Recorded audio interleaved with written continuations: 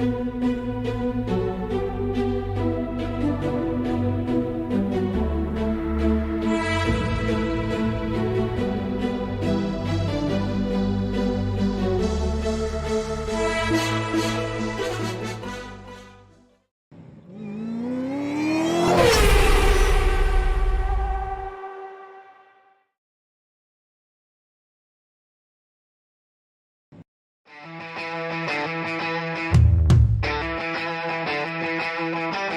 see a Budweiser. Go ahead and hold it up. Yes. There's that was the biggest clue. Yes, right Doing there. it for Dale. Man, it's so many gimmicks, right? I feel like they're making it a lot more complicated than it needs to be. I mean, a lot of people, you get polarizing opinions on DRS. I know you guys know exactly what I'm talking about here, but sometimes the effort, it's all about the boys. You know, like, hey, you know, life sucks sometimes, and we need the boys. iRacing kind of always has a tendency to kind of buff Yes. the new cars just a little bit. I'm not going to go on record saying it's because they want people to spend money on their platform and buy all the new content. Confirmed. But Yes. but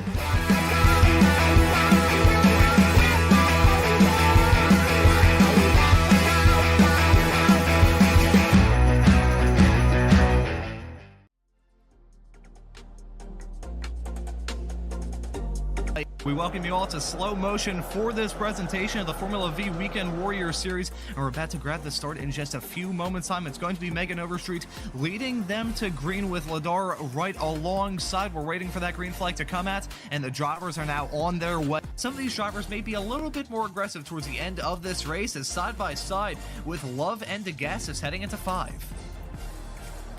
Oh, it's close. It's a bit treacherous on the corner. Rex is just seeing Lynn run wide there, Ron. Down the running order, Love and Brewster, meanwhile, they have been in the tow and they've seen all these drivers try and do their own maneuvers. They definitely have something cooking behind the wheel of those FV race cars. As Montgomery gets that move done, one's running at the back. Well, not actually running right now, I don't believe, as there's a spinner with Ladar. Oh no. Oh, and there's contact as well.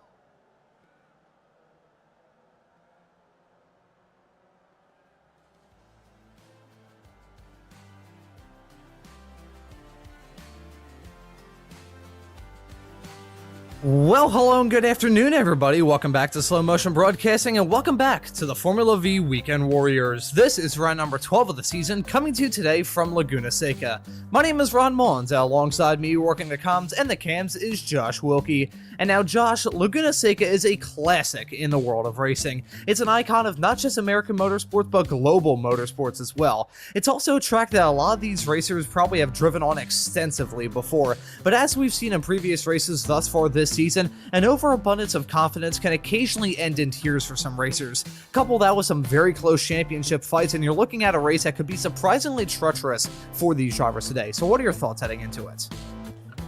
Yeah, I'd have to agree, Ron. Laguna Seca is, one of the more well-known tracks on the service and probably worldwide as well. It offers up a pretty unique challenge and is a very unique track as well, with the corkscrew and so many undulating corners and ups and downs, and it's really actually a pretty deceivingly hard track to drive. I have always kind of struggled around here. I can get around this track, but I'm certainly not excellent at it. And it's, like I said before there, I believe it's going to offer up a pretty unique challenge to the drivers today, and we should have a pretty similar race like you were saying on the run-up there, Ron, to Navarra, and maybe even the last round we had there, where the track is something that you're actually fighting out there today as well. It's really easy to get off tracks here. It's really easy to overspeed the corners here. Really easy to kind of get caught up in trying to pass somebody into the corkscrew and having some sort of a mishap. So I think we're going to have a pretty interesting race today, Ron. Oh, it's certainly going to be exciting as well. Laguna Seca, as I mentioned in my open, it's a classic. Despite the fact that this track layout that we're running on today really only first was built back in the 90s. Originally, the last sector was a little bit different, and in the original layout of this racetrack, Suleiman Khan, who we're following right now, that section right there, turn number 2, the Andretti hairpin, was less of a hairpin and more just a pretty quick 90-degree left-hander that spat you out a small little shortcut between turn number 2 and 5. So it's a pretty historic track, this. Not a whole lot of alterations throughout that original change in the track layout to give us a layout that we have right now. It's actually made in a vain effort, an effort in vain, I should say, getting the words right there, to try and bring Formula 1 to Laguna Seca back in the 80s. So it didn't really work out, but still Laguna Seca, an absolutely wonderful ride in the world of motorsports. It's going to be a unique spectacle here today around this unique track with these very unique race cars. The Formula V's always put on a fantastic show regardless of what kind of track we're running at, and hoping to continue things here throughout the final 2 races of this season. As some of you may be aware if you follow the Weekend Warriors world or you're just on iRacing, it's one of those very rare 14-week seasons, so 13 weeks here for not only the Formula V Weekend Warriors but also the Formula Fords and Spec Racer Fords, all of which you can catch here every single weekend only on Slow Motion Broadcasting. But you know, on the subject of this season, I mentioned it in my open, we're coming to the end of the season, so that means a championship discussion is really at the forefront out of a lot of these racers' mind, and we got some pretty close championship fights to take a look at, so I think we'll bring up the points and have a look at Spec 1, which is just oh so close, with an incident, a somewhat controversial incident towards the end of the race at Lebanon on 1 week ago. Jason Green has now got the Spec 1 championship lead over Thor Tulo in P2. Those two have been going tit for tat all season long, going to look to continue that,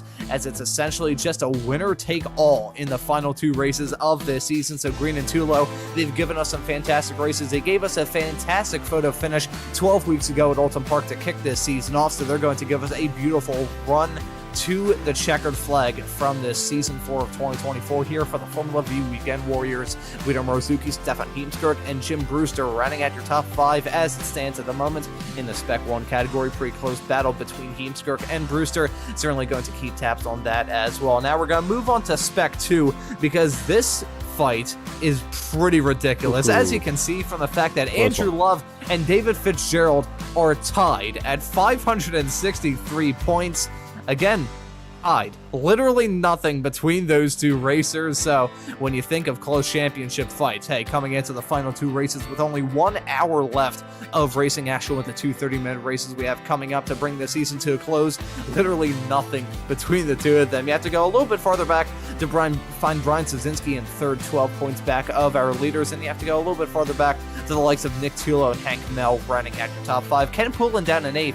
He's had a pretty good series of races as of late, off the back of 2 straight Spec 2 victories, but Andrew Love and David Fitzgerald going to give us a really intriguing fight.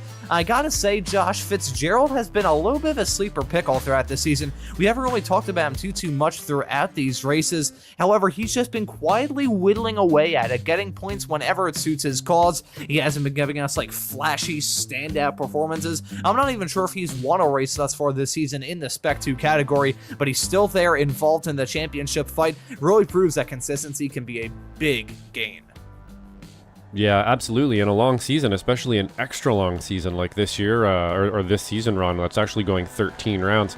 Showing up and finishing races is a big part of that, and you don't always have to get first place to end up on the podium at the end of the season here. You just have to be consistent.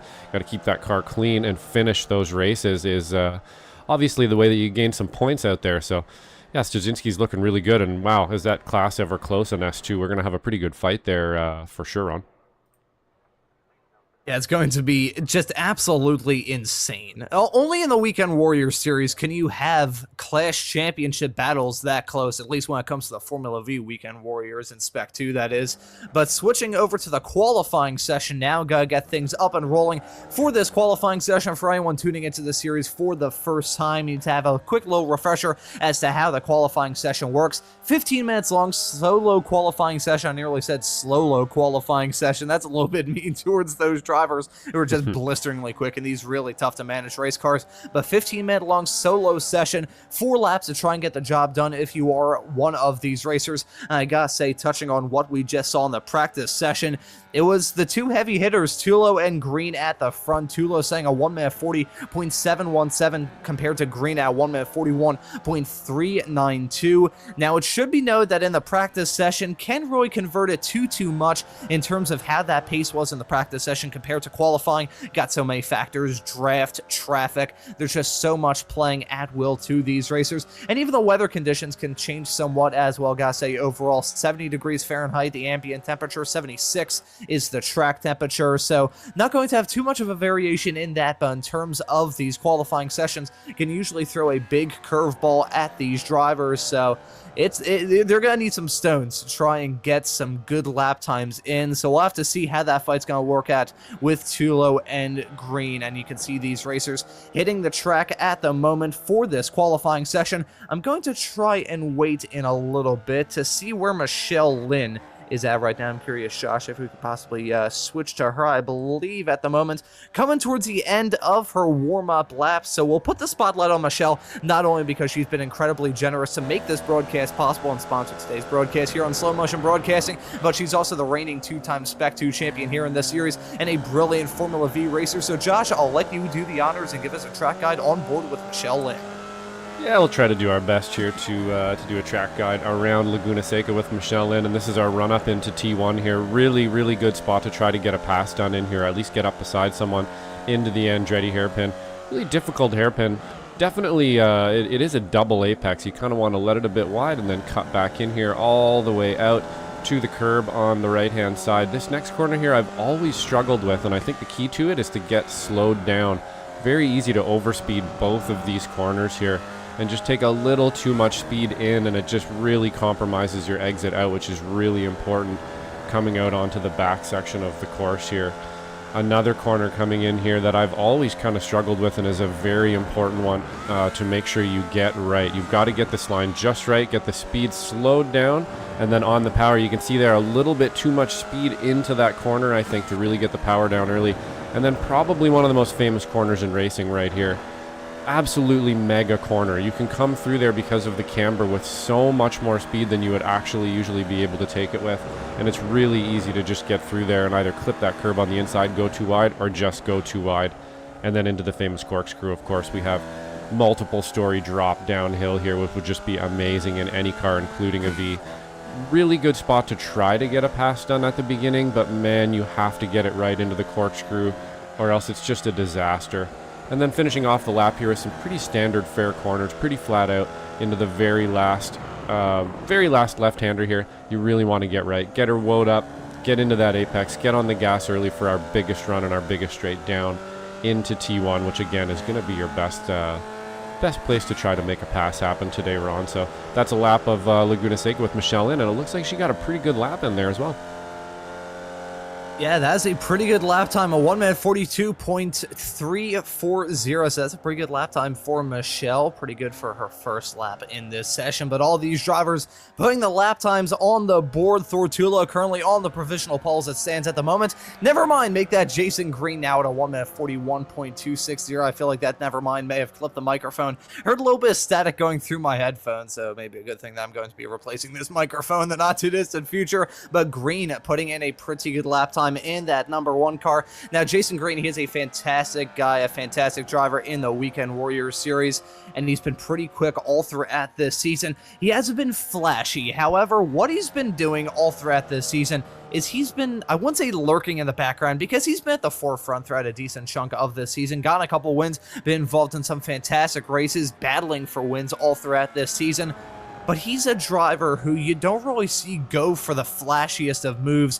Usually, I wouldn't say lurking in the back of shot, because that sounds like he's a shadow demon or something like that. But he's just one of those drivers that is always trying to think about the bigger picture. And when it comes to a season like this, especially so considering that we have 13 races instead of the usual 12, having that consistency may be what seals it, because really, in terms of Green and Tulo at the front of this qualifying session, at the front of practice earlier on, and at the front of those Spec 1 standings, you got two different cases. You've got the conservative but always quick Green, and you've got the blisteringly fast but sometimes about as consistent as expired mayonnaise, Tulo. Tulo, fantastic racer. He's a great guy as well. Drives in Formula V's in real life, and also pretty quick, as we just saw him jump in front of Green, so the game of leapfrog continuing between those two. But Tulo's had a pretty inconsistent season. You know, he's had some wins, kicked the season off with 2 straight, in fact, but he's also had some pretty rough races as well. Led it on 1 week ago, got involved in an incident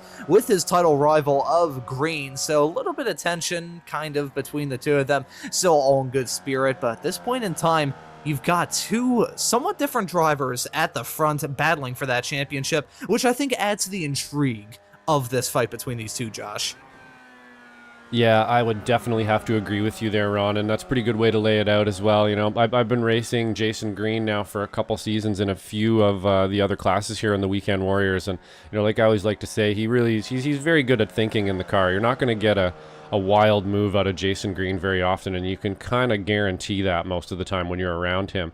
Thor, on the other hand, he is a little bit more of an aggressive driver. Like you said, certainly not a bad driver. He's very fast and wins races, and he's not... I wouldn't call him a dangerous driver at all by any means, but he is going to take some chances out there, and he is going to put his nose up the inside and try to intimidate you and so on. And that's just a tactic that some drivers use. It's totally allowed to be used, and you know, in my opinion, actually, it's really fun to watch too, Ron. So we should have a little bit of back and forth with Jason Green here. Hopefully, Jason Green can kind of get the bit between his teeth a little bit too, and kind of show Thor the chrome horn a little bit as well if need be, and move him out of the way if he has to. But we'll see how today goes, and I have a feeling it's going to be that kind of race with the lap times that are coming in there, Ron. We're right on each other's butt here.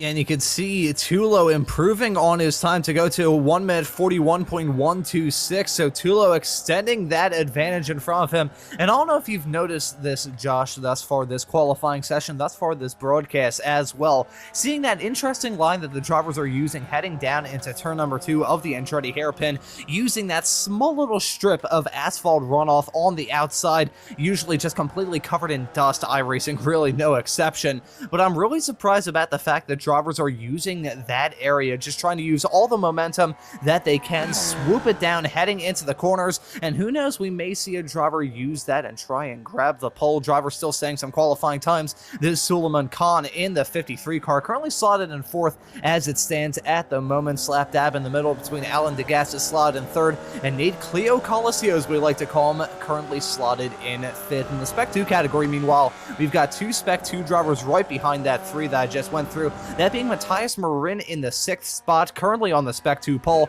at a 1 minute 41.815. Let's see if the Canadian improves on that lap time. Nope, it may have been the pressure of the cameras as he came to the line, reduced about 10 horsepower out of that Formula V race car. You can see Marin, though, with that line, very aggressive, it must be said, with these drivers running that line. But I mean, in these momentum-heavy races where the momentum is so important in these Formula V race cars, you're going to see some odd stuff like that happen from time to time, Josh. Yeah, absolutely. That's a really good point to bring up about this track. Again, sort of like last week as well. This is going to be a momentum track, and the momentum's not going to be easy to find around here. We could probably actually change momentum to flow even. Maybe that makes it a little more easy to understand, is the flow that you need around here. And this track just simply is hard to find a flow on, especially through the first part for me. The back half of the course, I've always been able to find a fairly good flow on, where Matthias is going through right now. I've always been able to find this section fairly easy. The corkscrew's never really been much of a problem for me. But those first few corners, the 1, 2, the Andretti hairpin, and then the next 2 or 3 after that are just difficult corners to get right. And I think, you know, I finally kind of broke the code there a few races ago, and it really just means slowing down into those corners and getting on the gas a bit earlier than you think you need to. You think you're actually kind of going into them too slow, but you end up pulling the time out the other end of the corner. So hopefully, Ron, we can see some people doing that today. And you're definitely right. We're using every inch of the track around here with the V's to make sure that we extract that lap time out. Yeah, you can see the track limits very much so getting used. I wouldn't say abused, but you can see the drivers using all of the inches of asphalt at their disposal. And you know, there's a comparison I've made throughout the broadcast thus far this season, which we are slowly but surely bringing to a close. It's a comparison I've made before, and it's a comparison I will continue to make as long as I'm on these Formula V broadcasts.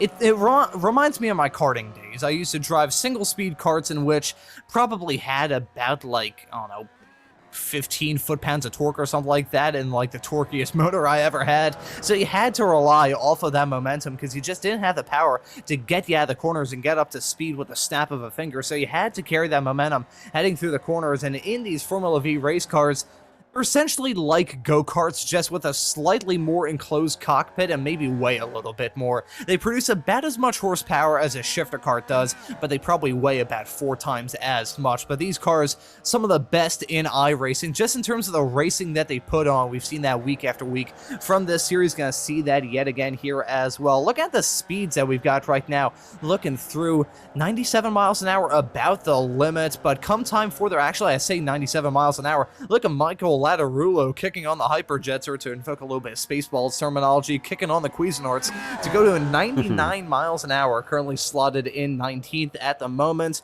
Bearing in mind, folks, those speeds going to be entirely different come time for the race because that draft, oh so powerful in these race cars. But slowly drawing this qualifying session to a close. Looks like most of the cars have already got their lap times underway. Brian Hansen now going to join in that brigade as well. So Josh, I think that may be just about it for this qualifying session. Looked like Tulo going to grab the pole. Yeah, it looks like we're wrapping up the session here. At least they've decided to park it and take a little break here before we start the race.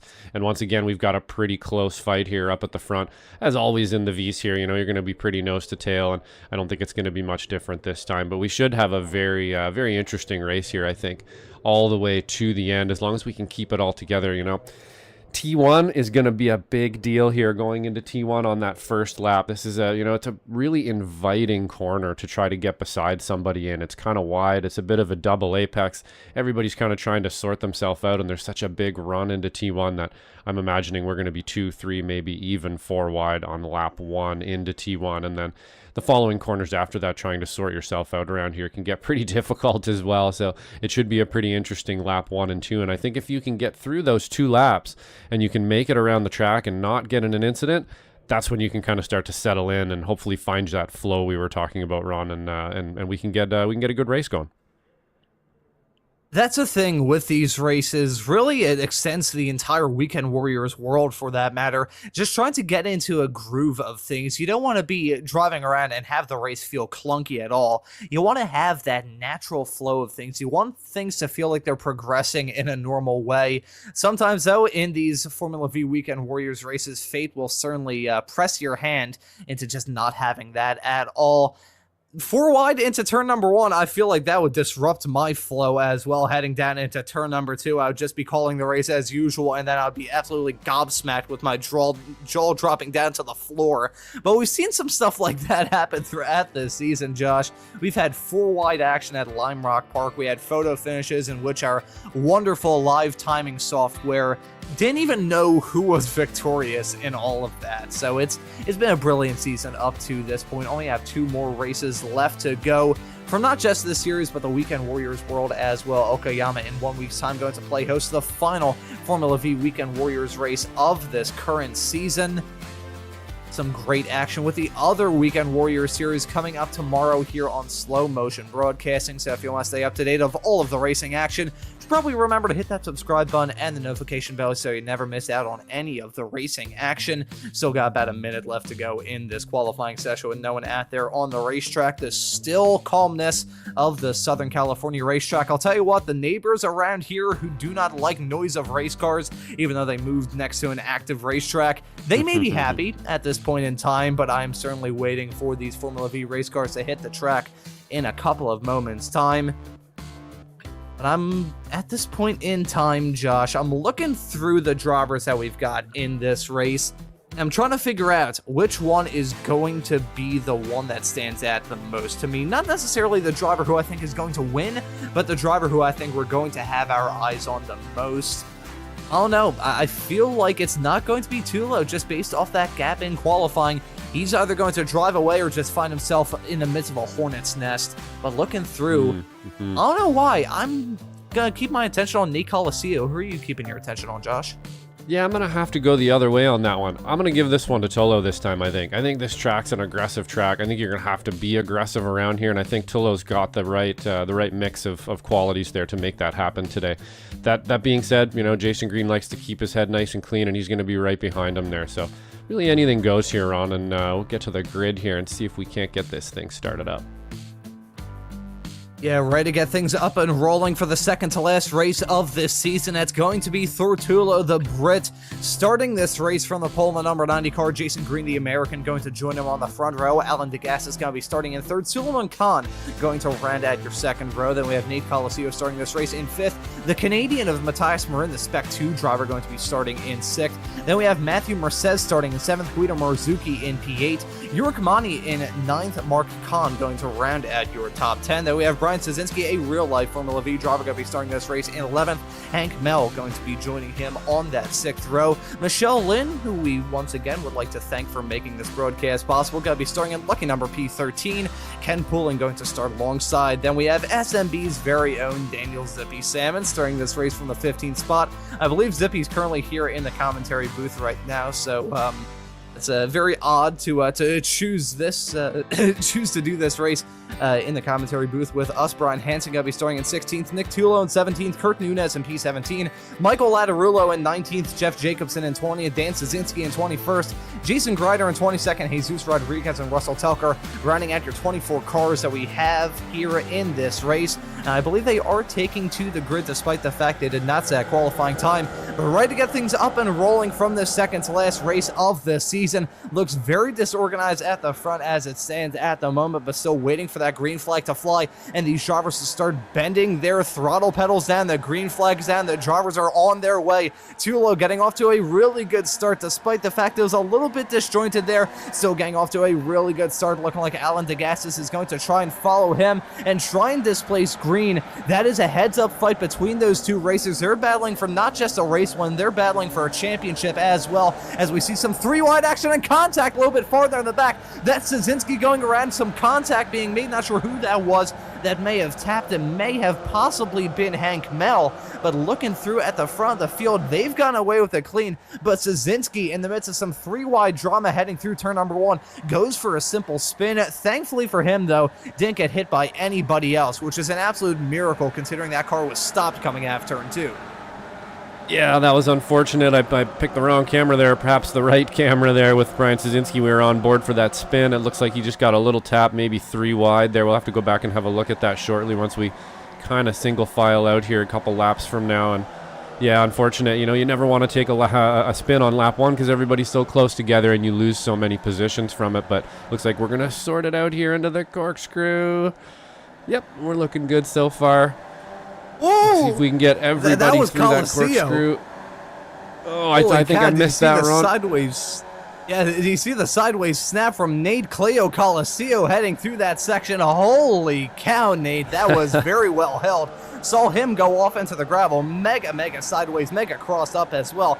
Especially with the elevation change heading through a section like that. The rear end of these race cars can get light. And if you've got a light rear end and a light front end as well, that's just a recipe for absolute disaster. But one thing that may be a bit of a thorn in the side to Thortulo is going to be Alan Degassis as they're going side by side. They've now single filed out, heading through the kink of turn 1 into the Andretti hairpin of turn 2. Tulo, Degassis, Green breaking away after that sideways snap from Coliseo. He's backed up the pack. The likes of himself, Mercez, Mani, and Khan. And who was that? That's Brian Hansen taking the rally line heading down into the Andretti hairpin. Very lucky that he didn't come to blows with any racers with that off-track excursion he had. Looking at Nick Tulo right behind him right now, the father of Thortulo, who's still leading this race. Both of them some Formula Vee stalwarts in the UK, and you can see him running at this point in time in the 19th spot. As it stands, though, in the Spec 2 category, as we're following a Spec 2 driver, it's still Mercez leading it at the moment. That's a pretty good start for him, running in the 5th spot right now, up 2 spots for Matthew Mercez, so a pretty good start for him.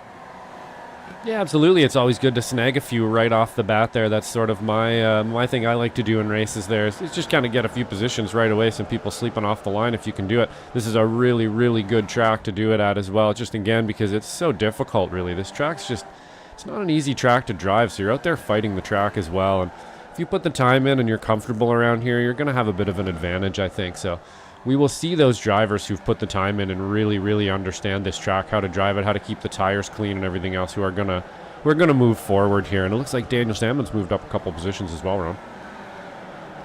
Yeah, Zippy getting off to a pretty good start. A zippy start, if you would. Oh, boy, that was absolutely terrible. Running in 9th at the moment. Some rally action for Coliseum heading out of turn number 11. So a little bit of a mistake. That may drop him down quite a lot. Michele Lynn now trying to size up a move on him, heading around the outside, down into the Andretti hairpin of turn number 2. Tulo still leading it. Coliseum going to hold on to that P7 spot for now. Looking at this pack of race cars, Mercedes, Khan, Coliseum, Lynn, and Salmon covered by barely any air. You can lump in Jurg Mani to that as well. He's got a move done to slip his way up into 4th, now up 5 spots from where he started in this race. So not exactly the hard charge or the honor of that being tied between Zippy and Jeff Jacobson. So those two drivers both making up 6 spots thus far in this race. Only 4 minutes on the clock. We've seen a whole lot of drama happen thus far. And I think the action is more or less going to continue. As you can see, I kind of undersold it a little bit because I originally said it was Mercedes, Khan, Coliseum, Lynn, and Salmon covered by barely any air. You could add Monty to that race as well, running in 4th, and you could also lump in Marzuki and Khan running in 10th and 11th respectively. So that is just an absolute hornet's nest of Formula V race cars right behind this trio at the front.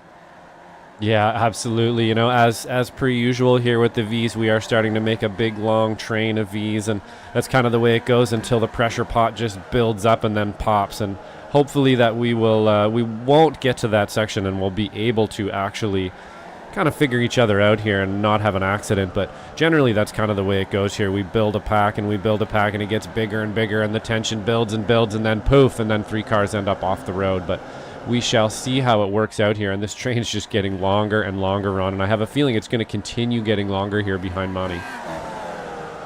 Oh yeah, we may end up seeing the likes of Matthias Marin, Hank Mel, and Jeff Jacobson get involved in this fight as well, and that would just be absolutely unbelievable. Looking at this pack, though, heading down into the Andretti hairpin. These drivers not giving us a dull moment at all throughout this race, looking like Coliseum still trying to recover after that series of mistakes we saw him have a couple of laps ago. Still running in 7th at this point in time, maybe starting to feel a little bit of pressure from Zippy right behind.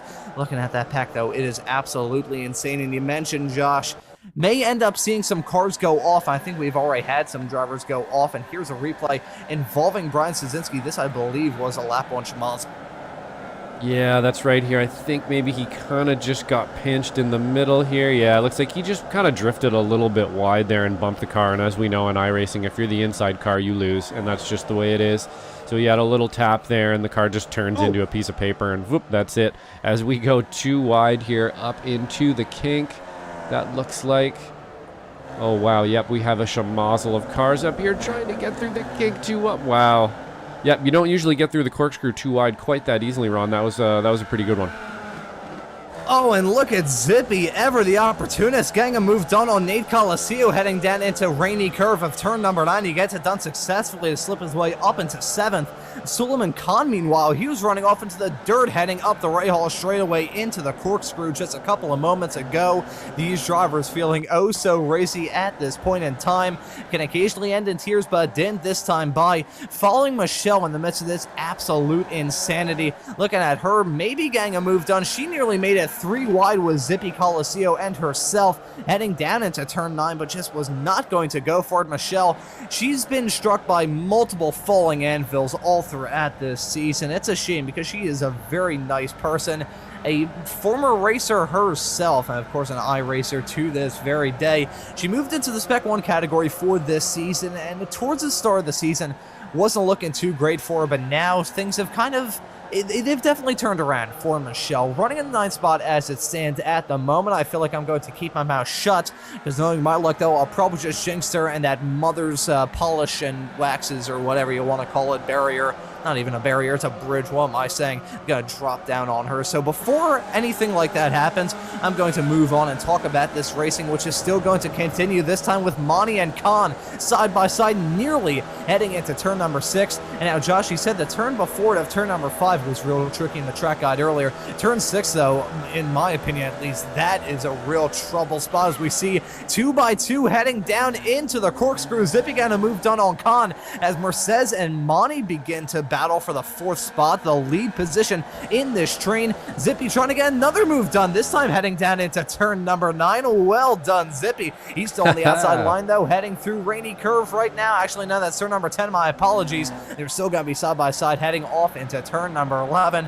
How Zippy is able to do this, be able to battle as hard as he is, despite the fact he's hearing me run my mouth constantly, is truly unbelievable. Knowing my luck, though, I may have just jinxed him as he ran wide coming out of the final corner.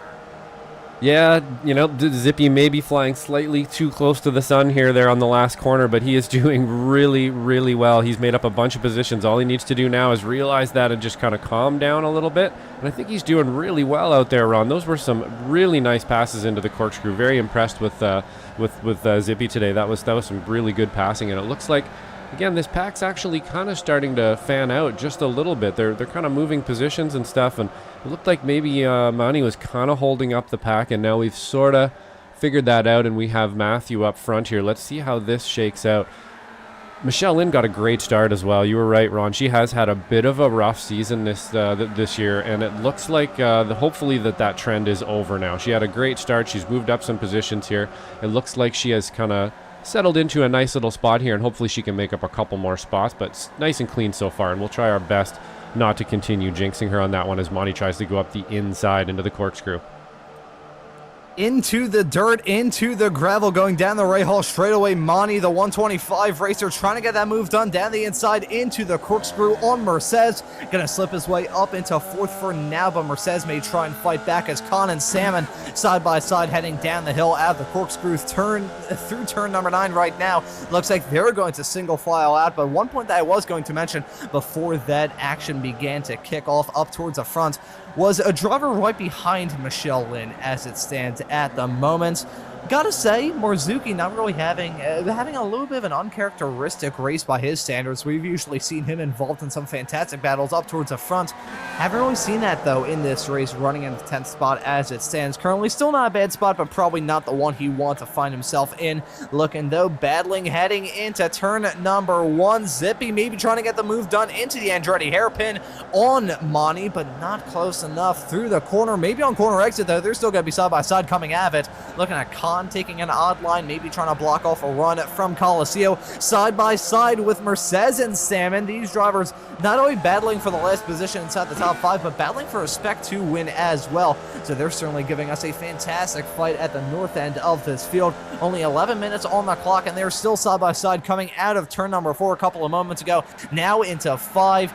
At this point in time, though, one of these drivers is going to have to back out of it before they go into 6. Coliseo may try and stick his nose in that. Look at Mercedes now trying to get a move done on Con, slip his way up into 6 and slip Con back down to 7th. They finally single file out heading through turn number 6. I don't know about your experience, Josh, but side by side heading into that section, that is always going to end in absolute tears. Side by side racing into turn number 6 of Laguna Seca goes about as well together as like peanut butter and high quantities of plastic explosives. It's not a good combination at all. So I have a feeling that those drivers playing the smart role and deciding to back out of it. Yeah, that's definitely not an area you want to be too wide in, and your pucker factor is high when you're too wide going into that corner, and it looks like, of course, they kind of single filed out for it because there is no way you're getting through there. 2 cars. I'm actually really impressed with this group of cars here who've been able to sort themselves out. This has been some great racing so far from our sort of usually kind of mid-pack drivers, and even a couple that aren't usually even in the series here are really punching above their weight and showing their racecraft. Honestly, Ron, this has been a really great race in the mid-pack here, as it looks like we're going too wide again, front and back here, and Michele Lynn just kind of hanging out in the back there, having a good look at what's going on. I would imagine just hoping that somebody has a bit of an incident in front of them or a little bit of a mistake that she can monopolize on is what I'm thinking today. She's going to try to keep it nice and clean there. We go back up to the front here, and it looks like Thor is just putting on a pretty demanding race today, Ron. It doesn't look like anybody's got an answer for him quite yet. He's actually starting to pull away slightly. I'm not really sure if that's because DeGassis is just giving him a bit of space here, or if Green's kind of hounding DeGassis and starting to slow him down, but we'll see how it goes here and if they can stick together. And it does look like our packs are kind of starting to spread out a little bit now, Ron. Yeah, even this pack that we're following right now, it's turned into another trio breakaway with Monty, Salmon, and Mercedes. So 2 drivers running in the Spec 2 category, and Monty, a Spec 1 racer, who we usually see run in the Masters class in the Formula Ford and Spec racer for the Weekend Warriors, but he is blisteringly quick, and we're seeing that guy put on full display right now, side by side, heading through the corkscrew, and look at Zippy getting a move done. Slick stuff from him heading through that section. Is he going to be successful in that move? Looks like he's not going to get that move done on Monty, still slotted in 5th at the moment, the leader in the Spec 1 category. But as I was going to mention before that broke out heading down into the corkscrew, they've broken away from Nate Cleo Coliseo at the moment, about a second separating those 2 drivers, more about 9/10 to be a bit more precise from that pack. And look at that Zippy! What in the world happened there? He is flipping and tumbling, heading down that start-finish straightaway. Zippy, what in the world happened there? The 229 car barrel rolling, nearly vaulting over the pit wall. We're gonna have to take a look at several angles of this to see what in the world happened here. We've got Zippy in the commentary booth right now. This was insane. What happened there, Zippy?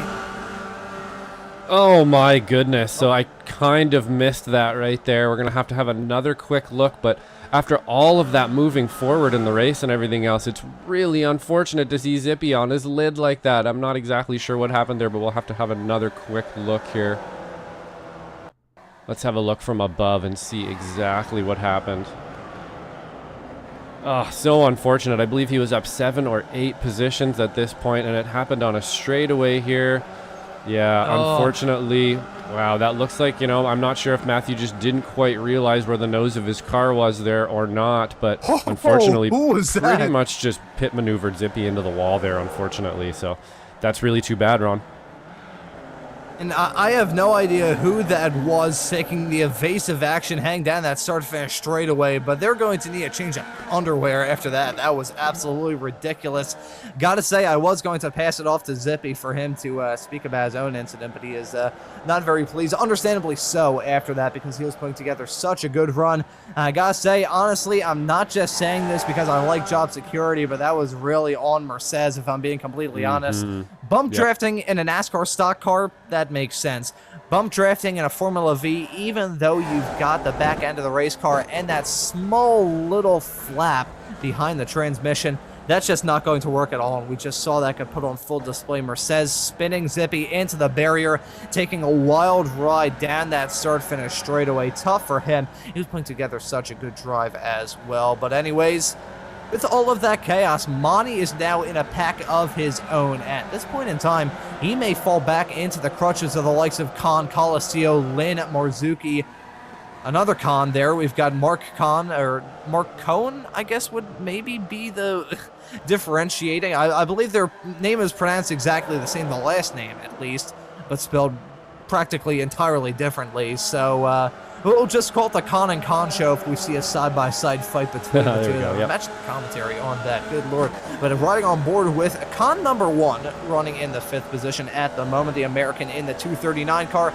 He's now inherited the Spec 2 lead as a result of that drama not terribly long ago. And speaking of drama, looking at that, Coliseo nearly giving that camera on the back of Mark Khan's car little bit of a rub, side-by-side, heading down into the corkscrew. Coliseo nearly running off into the dirt. Michele, Lynn wheeling it on the inside as well. They're going to be side-by-side coming down the hill through turn number 9 right now. Lynn on the outside, Coliseo on the inside line. Going to do the old swap-a-roo, heading down now into turn number 10. And Lynn going to get that move done to slip her way up into 6th. And as we've seen this drama go on, Josh, I think the front pack has closed up a lot. It was, what, about 7/10 of a second between Tulo and DeGassis not terribly long ago? Well, that gap is about the same, but DeGassis is now running in 3rd, and Green is giving a challenge to Tulo. So the heavy hitters and the hard fighters in this series battling for not just a race win, but a championship as well. We were expecting some racing between the two of them, and we're now finally getting it. Yep, absolutely. We're kind of nearing, just a little past halfway through the race here now, and things are starting to heat up a little bit. That was a great move by Michele, by the way, to keep in the throttle there, keep the pressure on, and made that move happen. So really good to see that move. Hopefully we can keep clean here. Let's see exactly what happened. I think briefly Jason was actually in lead of the race here, and then not quite. Thought a little bit better of taking that last position from Thor, and just decided to kind of single file out here into 2nd place and moved up a position. So Yeah, we got a little bit of shuffling around in this pack here, but nothing too crazy yet. I think they're probably still biding their time a little bit here. We got a little bit of time left. There's no, well, as I say that, they go too wide into the corkscrew, and it looks like DeGas is just going to have a look from behind here. And I assume we're going to single file out here again. But it looks like, you know, we were talking earlier about Jason Green not putting pressure on very often. Well, he's doing it now, Ron. He's got some pressure on Thor for sure. I would imagine that's just, you know, try to get Thor to make a mistake or just kind of see where his weaknesses are. So hopefully he can monopolize on that near the end of the race. Yeah, I think monopolizing off of other drivers, either stepping on their own tail or stepping on someone else's tail, is always such a big thing in these Weekend Warriors races. It's not just the Formula Vee, the same happens in Formula Fords and Spec Racing Fords as well. We may see a little bit of that in terms of this battle with the drivers running on the podium positions as it stands at the moment. I'm going to keep my eyes on Alan DeGas, as he's usually a driver who likes to stay to himself. So who knows, with two giants in the Weekend Warriors world battling hard, he may just decide to keep it calm, keep it cool, keep it collected, and just pick up the pieces if these drivers come to blows. So we may end up seeing that between now and the checkered flag. But looking, Tulo Green DeGas is running P1, P2, and P3. York Monty is broken away from that pack that I thought he was going to fall into the crutches of not terribly long ago. It was, what, about 9/10 of a second between those racers. However, that has ballooned now to about 4 seconds. So Monty just completely checking out, running effectively in no man's land at this point in time, 19.5 minutes into this 30-minute long race. Gotta say, though, the pack behind Monty, the likes of Lynn, Colacio, and Cone, who are currently swapping positions right now. There they are, heading down into turn number 5. Despite the fact that it's broken up a teeny tiny bit, still got 5 cars covered by practically nothing. You got a lot of drivers looking to prove themselves, as Colacio going for a move into turn number 6. I don't think so, Nate. That was gutsy, heading into turn number 6. That was a move that was not going to end well. So I think fate dealing a good hand to the both of them, because side-by-side racing, as I said, side-by-side racing through turn number 6 goes together about as well as peanut butter and plastic explosives, and we nearly saw some plasticky race cars just completely blow up there not terribly long ago. Looking at that, that's an off-track encounter, I believe, for Jeff Jacobson, as Lynn going to lose a spot there to Cone. Cone now going to feel some pressure back from Lynn, side-by-side heading into turn number 11. Who's going to prevail in this fight? Look at Colacio nearly giving Michele a bump and run coming out of the final corner. This fight has broken out. Yep, absolutely. Absolutely. It certainly has here. It looks like this pack has kind of had enough of the position they're in, and they're looking to gain some positions now for sure. So we'll keep an eye on this. As a bit of a schmozzle here into T1. Yeah, we've gone too wide through the kink. Almost never works out at all, and it actually worked out that time. And really the only reason it did is because the car on the inside was very, very aware that they were going too wide and left that room for Michele to make sure that she had the room on the outside. And honestly, it's kind of a silly place to try to make a move run, and we saw exactly why right there. Not only did Nate not get the run done, but he also lost a position trying to do it there. Not a very smart place to try to go too wide. It's never going to work out. Somebody's going to end up off the road, and somebody's going to lose a position or worse through there. It's usually better just to wait. Try to get that run up into the corkscrew would have been a bit of a better move, I think, but we shall see how this plays out. It does look like Nate's got a bit of speed, and Michele is now on the defense. Nate Colacio is a great racer in this Formula Vee Weekend Warriors series, but occasionally you have moments like that where he goes for a move which is just, that was an ill-advised move if ever I saw one. I think he should be very happy about the fact that he and Michele Lynn didn't come to blows, as Khan nearly coming to blows with Michele Lynn heading through the corkscrew. That's going to shuffle him back a little bit, going to lose out on all the way down to 8th, losing out on spots to Lynn, Colacio, and Marzuki, as they've now single-filed out, heading through turn number 10. Lynn going off the track, coming out of the corner, though. That may be the shot that Colacio wants to take advantage of. Colacio, with that move hanging through turn number 6 not terribly long ago, he could tell that was a move of desperation more than anything else, and that could be part of the reason why he's had so many mistakes thus far. The red mist can really hurt you in these races, so that Chiquita Banana car, despite the fact I'm not even sure if there's a speck of red on it, still going to whittle away at his hopes of doing well in this race if those mistakes continue to pile up. Side by side, heading down into the hairpin, though. Look at Mark Hahn trying to get that move done on. Oh, and my God, that's Jeff Jacobson upside down coming out of the corner. That's he and Marzuki coming to blows. What in the world just happened a couple of moments ago to have our second flip of the day? Yeah, I saw that out of the corner of my eye, and it looked like Jeff just really rammed his nose into the situation here, but let's have a quick look. So he's on the inside. Nope, you know what? Wasn't really his fault there. That's just two cars trying to have the same piece of track. I'm not sure that Guido saw him on the inside there. He didn't have much of a nose in yet, but yeah, unfortunately, he kind of just cut down on him there, Ron, and we know what happens when you go wheel to wheel in these cars. One of them ends up upside down, and unfortunately, it was Jeff that time with a move that I feel like it was pretty much on there, Ron, but I don't think Guido really saw it. So unfortunately, that's what happens. And that right there was a total jump scare for me as well. Guarantee that's going to make some sort of highlights reel, just seeing that car upside down out of the blue. That threw me for a loop, but this is throwing Tulo for a loop for the first time since probably, about like lap 3? He and DeGassis are now going side by side. Going to take a look at a replay to see some racing that we saw a couple of moments ago with DeGassis and Tulo side by side through the braking zone of the corkscrew. And oh my God, that was contact between the two of them. There's no doubt in my mind that those drivers came to blows.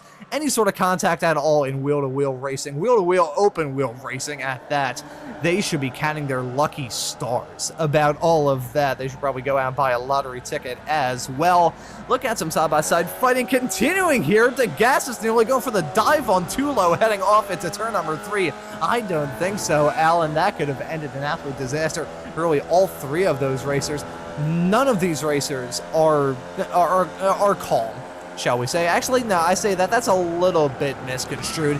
They're probably calm. They're tense, though. They are incredibly tense. They are Masseuse's worst nightmare at this point in time because they are so tense about how this race is going to be decided. We got about 5 minutes left on the clock. These racers applying a whole lot of pressure to each other.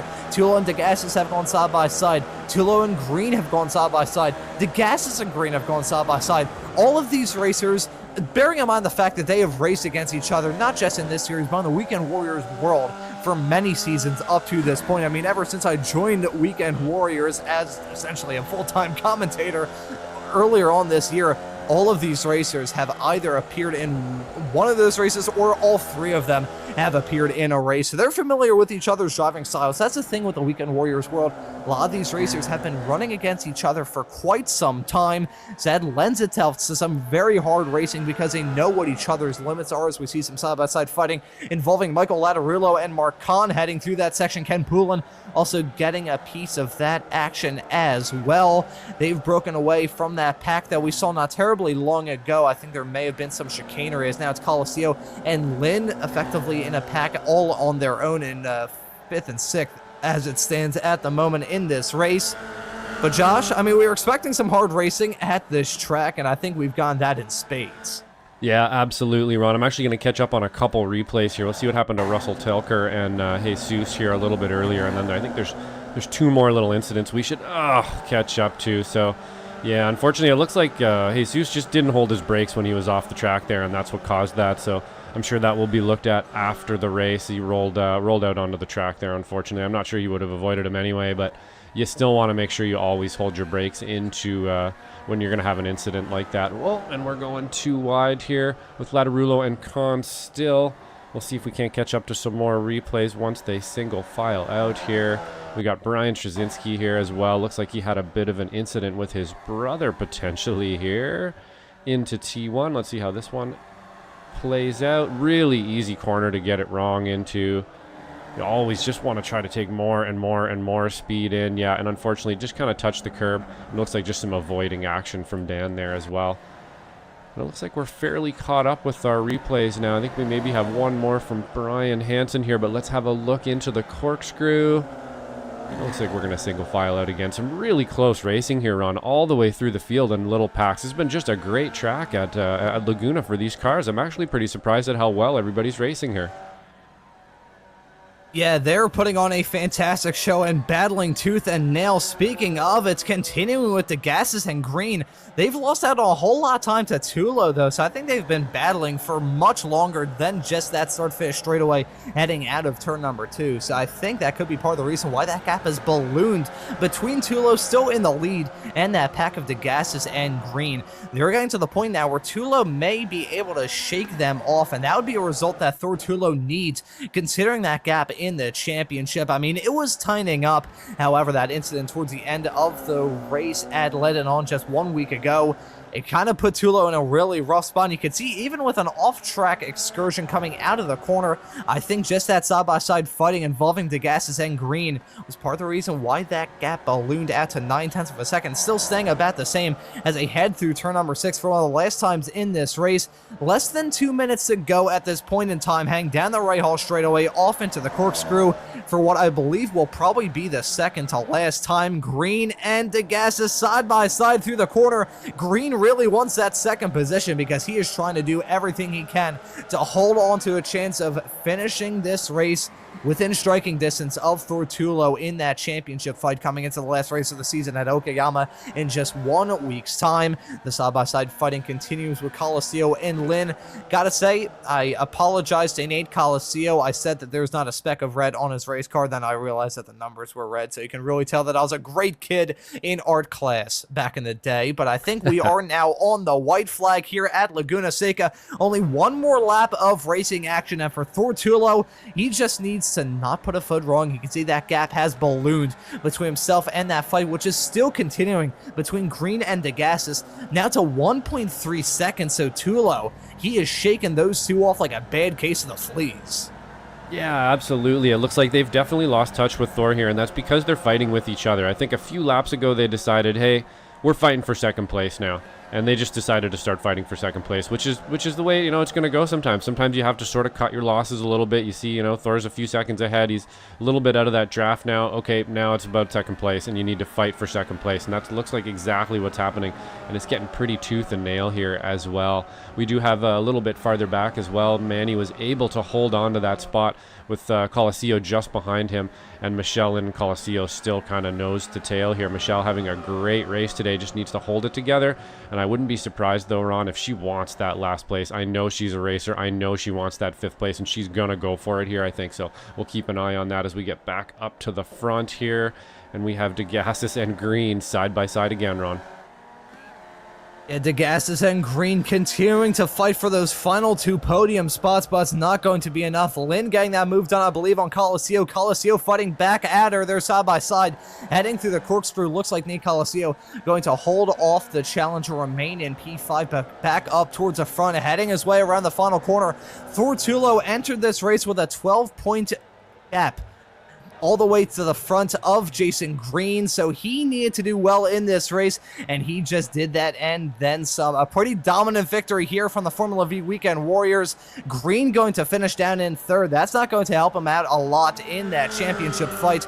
As I just said, he entered 12 points in front of Tulo, but a 3rd place result. It's good on paper, but coming to the end of the season with your championship rival winning in dominant fashion, that's not going to help him out too much. So I think it is going to be a heads-up fight between 2 of the best Formula Vee Weekend Warriors racers battling for the Spec 1 championship here this season. That's going to be a really good show. Heading to Okayama in just 1 week's time, Hank Mel crossed the start-finish line in 7th to win your Spec 2 race. That's going to be a pretty good result for him.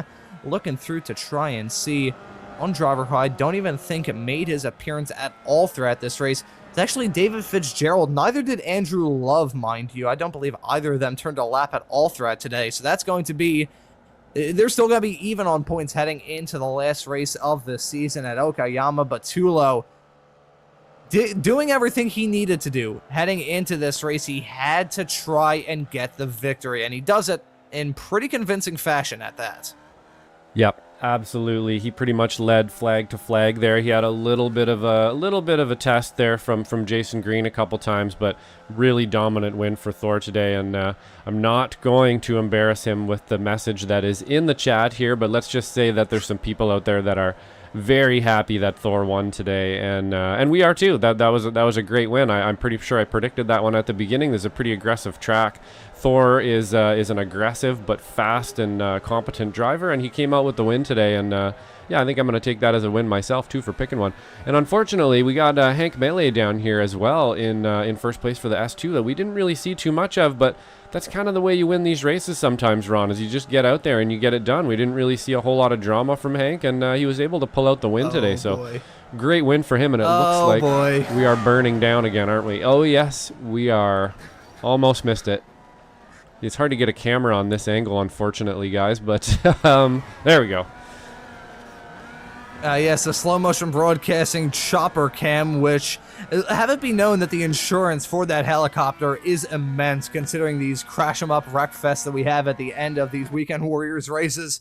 Who knows, you may run the chance of having a Formula V race car strike a helicopter flying over a racetrack, which I think really only in the Formula V Weekend Warriors could he ever have such a sentence be uttered.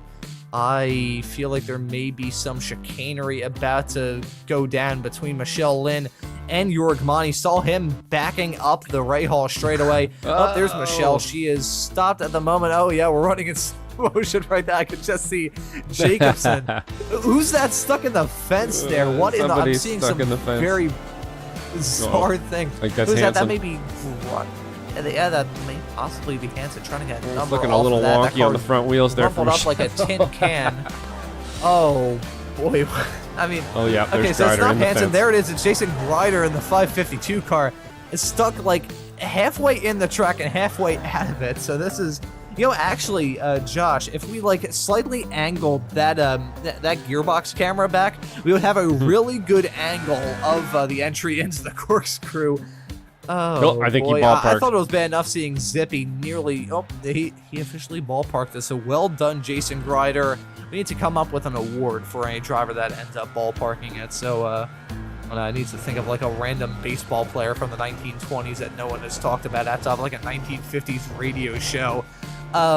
But yeah, with this very absurd sight that is still gracing my eyes, mind you, folks, the hardest thing about these broadcasts is trying not to bust out gut laughing, seeing a Formula V race car twitch around like it's going out of style, like it's a puppet, like a puppeteer is I'm trying to say controlling. I nearly said constrolling, which I'm not sure if that's a word, but we're going to keep this in mind and have that shot of Jeff Jacobson.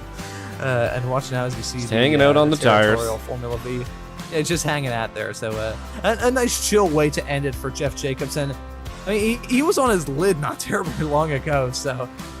Oh boy. Thortullo, though, takes a checker flag when everything is said and done. 2.1 seconds in front of Alan DeGassis in P2. Jason Green going to round out your podium in third.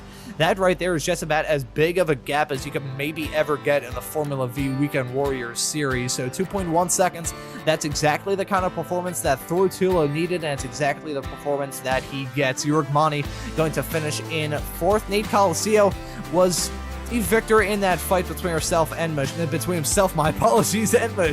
Lynn. Those two finish in 5th and 6th respectively. Hank Mel going to win it in the Spec 2 category, finishing in 7th. I think I just saw some twitching with Jeff Jacobson's car there. That or my eyes are deceiving me. But Hank Mel finishes in 7th. Winner in the Spec 2 category. Guido Morzuki going to finish in 8th. Mark Cohn in 9th. Ken Poulin going to round out your top 10. Yeah, and then after that we have Michael Latarullo in 11th place, Brian Hansen in 12th, Nick Tulo in 13th, Brian Strzynski and then Dan Strzynski 14th and 15th, Jason Grider in 16th, Daniel Salmon, our boss here at Slow Motion Broadcasting, who had such a great start, man, what a great start. We're really hoping he was going to do well today, but unfortunately fell victim to a bump draft attempt there on the straightaway and ended up in one lap down in 17th. And then after that we got Jeff Jacobson, who was hanging out on the tires there at the end, having a little chill, and a couple more guys. Suleiman Khan 2 laps down. Matthias Martin, a fellow Canadian of mine there, 7 laps down. Unfortunately, it was looking pretty good actually, mid-race, and then unfortunately had a bit of an anvil fall on him. Matthew Marcez in 10 laps down, Kurt Nunez, Jesus Rodriguez, and Russell Telko rounding out the last of the drivers who didn't finish the race today, Ron. And so those are our results from the second to last race of this season. Gotta say, if it was a usual iRacing season, we ended it right there. That would have been a brilliant way to bring this season to a close. But you know what? We've got one more race left to go. And before we wrap things up from today's broadcast, we've got some drivers waiting in the interview waiting area, so I'm going to take the honors and bring in Thortullo, our race winner here today, to have a quick little chat with him. And now, from the absolute dejection 1 week ago at Leden on Tulo to the pretty dominant drive here at Laguna Seca, taking that checkered flag 2 seconds in front of your nearest rival. Just about as big of a roller coaster of emotions as you could possibly get. So talk us through the race that we just saw here at Laguna Seca. Man, it feels incredibly good. It's been a tough 3-4 rounds, I would say, and it feels great just to be talking with you guys. Jason and Alan, they were amazing the entire race. They just kept hounding me, but Laguna Seca is surprisingly a one-line track, and I just tried to maintain that and commit as much as I could, and yeah, it ended up working out in the end. Yeah, it certainly worked out really well for you, grabbing a victory at one of the best times to try and get it done. You kicked the season off with 2 straight victories and some pretty fantastically entertaining photo finishes. So bringing this season to a close and entering this race, at least not with drops being considered, 12 points back of green. Pretty good result here at Laguna Seca, so certainly going to help you out heading into the final race of the season at Okayama. So was this victory kind of just what you had your attention on? Were you not going to settle for anything else? My main concern was just beating Jason, since I knew if I finished behind him even one more time, it would probably be curtains on the title. But I knew Laguna Seca is always a good track for me, so I knew I could have decent pace, but I really did not expect this result. I'm really happy. I'm sure you're very pleased with this victory here at Laguna Seca today, bringing a lot of momentum into the last race of the season at Okayama. See a really intense championship fight between yourself and Jason Green. So I want to ask you, what are your thoughts and feelings heading into that race? Okayama, maybe a bit more of a slipstream fest than some of the latest races that we've seen from this series, but still going to be a pretty good race and a lot riding on it. So what are your thoughts heading into that race and 1 week's time? I gotta say, I'm pretty nervous, but yeah, Okayama is a track I have hundreds upon hundreds of laps on, and I know it's going to be a really big slipstream fest, but I'm hoping for a good result. But out of anyone that I could be fighting for the title with, I'm really glad it's Jason. I really respect the guy, and I'm really happy that we get to battle like this. Well, you two have just given us some brilliant shows all throughout this season. Really, the writing should have been on the wall with the fantastic side-by-side photo finish at Okayama to kick this, not Okayama, Alton Park, I should say, to kick this season off. But Thor, really happy to have you in the commentary booth, as much as you're probably very happy to have the victory right towards the end of the season. You know, I'll ask you one question that we haven't really asked you before on these broadcasts, because we do occasionally mention that you are a real-life Formula Vee racer, so I need to ask this question, and maybe a slightly self-serving one. How much money do you make as a Formula Vee racer, and if so, would you possibly be able to pay the therapy bills after I read out some of the messages that were said, and very supportive of you in the YouTube chat? Well, oh yeah, those, yeah, my fan club ended up wandering their way in here. Yeah, I wish I made money. I wish I did. Part of me at a time like this wishes you did as well, but you know, Thor, pretty impressive drive from you here at Laguna Seca today. We'll swiftly move on from that, and we'll let you celebrate this victory. After one more question, is there anyone you want to give a thanks to or shout out? I just want to say thank you to my team, Bradman Motorsport, and to just all my friends watching, like Omai and Kellen. Thank you guys, and to Slow Motion Broadcasting. You guys, as usual, are amazing. And thank you for the kind words there, Tulo. Congratulations on the victory, and excited to see you back out on the racetrack for one final time and bringing this season to what's going to be a very exciting close. Thanks for joining us, man. Thank you so much. And that right there was Thor Tulo, who unfortunately for me does not make enough money to afford my therapy bills after that. I hope everyone realizes that I am just kidding. Trust me, there are many reasons why I should be in therapy outside of that message. But Josh, I'll let you do the honors of interviewing Jason Green here right before we wrap things up, because he had a pretty good race as well. Yeah, let's drag him in here. Hey Jason, how's it going today? Great race out there. It looked like, in the beginning, it looked like you probably had some answer for Thor, and then he sort of pulled away near the end there, and it became just kind of a race between you and Alan, and maybe a little less focus on trying to catch up with him, keeping you behind a little bit there. Your competitor mentioned, this track is kind of a one-line track, and you really have to kind of stick to that line. Would you agree with that statement? Yeah, I mean, especially when you're driving as well as Thor was. We were pretty much only staying with him because of the draft there, I think. He definitely had a couple of dents in the bag on us. There was I was talking to him, at least 3 or 4 times, I think, where I was like, okay, I've got him this time. Surely I've got him this time. And then he just motors on past me because he got such a good exit. So yeah, he just he had way more commitment. I think through the corners. Like on the last lap, I tried his same line through the corkscrew to defend against Alan, and I think Alan cleared me before we got to the first apex. So so yeah, it's he just had a lot of pace today, and he drove perfectly. So it was a great race. Yeah, it was a great race from our perspective as well today too, Jason. It was a bunch of, even behind you as well, some good racing, some drivers that maybe anvils were falling on, got a bit of retribution today and stuff as well, at least a few of them. Yeah, I've always kind of struggled at this track to find a flow around here, and it's a little bit difficult for me to find a flow. You got any tips or tricks or anything for this place? I used to say, I think maybe the last race I did here, I finally realized that what you need to do is kind of slow down and enter those corners a little slower than you think you need to and get on the gas earlier. Am I anywhere near correct there? Oh, for sure. Yeah. Thanks for that that segue into what to say, because at first I was like, I don't know, maybe just do a couple thousand laps and then it'll come to you. But because that's pretty much what I did. But yeah, because there's so many corners here where it's very tempting. It kind of like baits you into like, oh, okay, I could break super late here. I'm going to gain a bunch of time. And then you just lose it all on the exit. So yeah, it's even though it kind of looks like every corner you'll gain a lot of entry, you really have to get it on the exit. So yeah, braking earlier and just making sure you get a good exit is definitely the key here, especially in the corkscrew.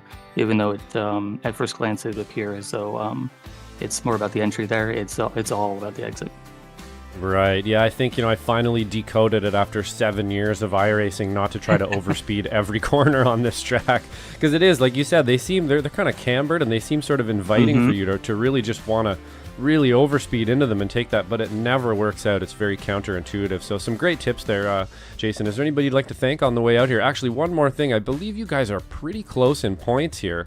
So it's between you and Thor here, I think, right down to the last race. What are you thinking about the last one here? How are you going to go in and approach that one? Just the same as normal. It's Okayama, so it's a draft track, so anything can happen. As similar to here, though, I think it's a little easier to pass there. But yeah, Thor did. I think he maxed out on points. He led every lap, won the race. I'm not sure how many inks he got, if any. So yeah, he definitely did a lot of damage to me in the points. He probably, if I had to guess, I would say he retook the lead. But yeah, it'll be close to the last race. So yeah, just try to avoid the anvils at Okayama and do my best to finish in front of Thor. Although it'll be very difficult. Yeah, that one's going to be a difficult track. I think everybody's been around there so many times that we all know it so well, which, usually just ends up for a really frenetic race because everybody's got the track down so well. So we'll be rooting for you there, and Thor as well, of course. We don't want to get too many, we don't want to get too favorite here, but you guys have put on a really good championship so far this year, and we're coming right down to the last round, which is always what we love to see. So anybody you'd like to thank out there before we let you go, Jason? Yep, shout out to Michele. She gave me another killer setup today. So definitely helped me out a little bit. I didn't quite have enough skill to get it past Thor, but it definitely helped me out a lot. So thanks, Michele. Excellent. Yep, she had a pretty good race back there too. Yep. Sorry, I cut you off there. You finish up. Yeah, and happy birthday to Michele. Oh, right on. It's her birthday, too, so happy birthday from us as well. And great interview there, Jason. We'll see you next week, and congrats on the second place today. Thanks, man. Thanks, Josh.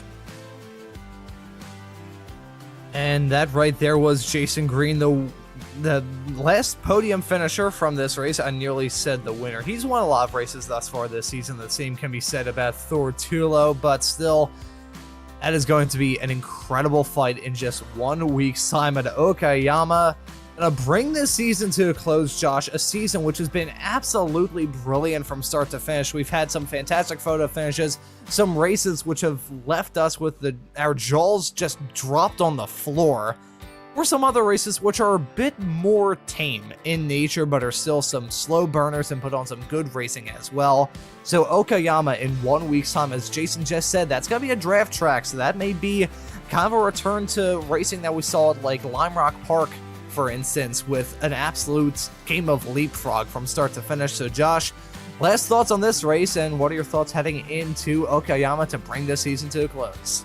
Yeah, season's been so great. You know, that 1 week off, honestly, Ron, last Saturday when we didn't have one of these, I missed it. I'm really, really glad to be back. I don't like weeks off from the V's. I like doing them every Saturday. I hope we continue doing them every Saturday. And I'm really, really looking forward to this next race. Today was just great around here. Laguna Seca always seems to provide, you know, either a bunch of drama and fireworks or some really good racing. And once again today, it did not disappoint. And we got a pretty close points battle up front. What more could you ask for, really? So I'll definitely be tuned in, you know, with eyes wide open here next Saturday for the final round. I'm really looking forward to it, Ron. And hopefully all the viewers tuning into this broadcast today on Slow Motion Broadcasting will stay tuned for that final broadcast for Season 4 of 2024. Okayama is going to be a fantastic show in just 1 week's time.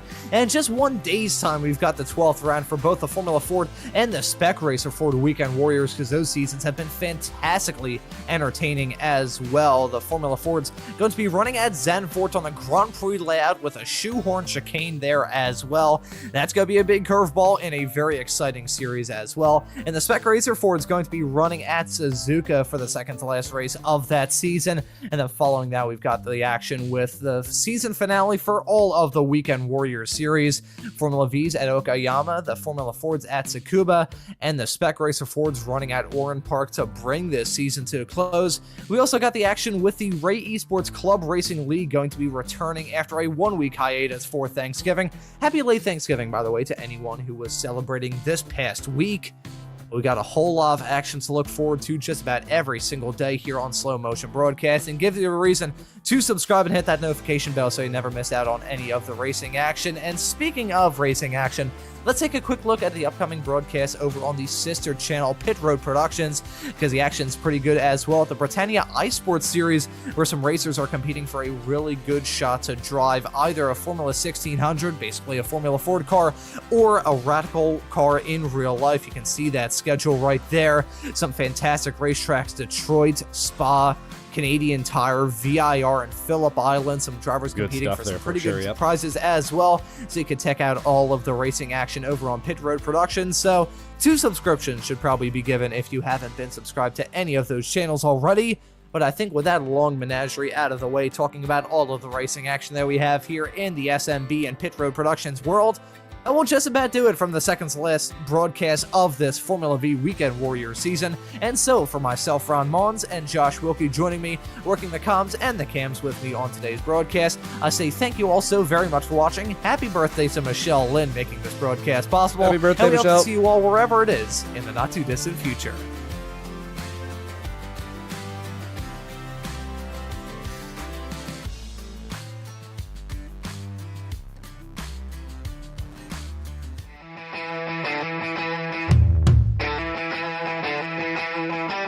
I see a Budweiser.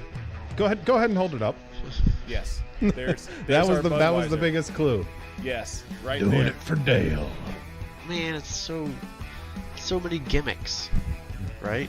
I feel like they're making it a lot more complicated than it needs to be. I mean, a lot of people, you get polarizing opinions on DRS. I know you guys know exactly what I'm talking about here, but sometimes the effort, it's all about the boys.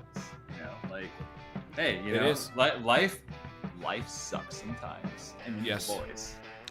iRacing kind of always has a tendency to kind of buff Yes. the new cars just a little bit. I'm not going to go on record saying it's because they want people to spend money on their platform and buy all the new Conspiracy content. confirmed. But Yes. but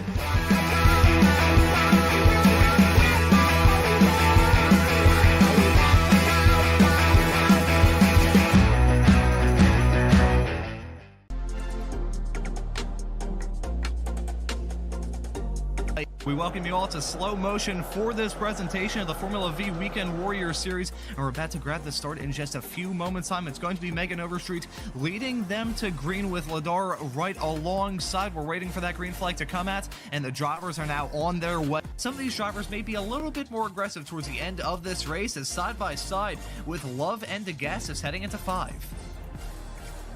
Oh, it's close. It's a bit treacherous on the corner. Rex is just seeing Lynn run wide there, Ron. Down the running order, Love and Brewster, meanwhile, they have been in the tow and they've seen all these drivers try and do their own maneuvers. They definitely have something cooking behind the wheel of those FV race cars. As Montgomery gets that move done, one's running at the back. Well, not actually running right now, I don't believe, as there's a spinner with Ladar. Oh no. Oh, and there's contact as well.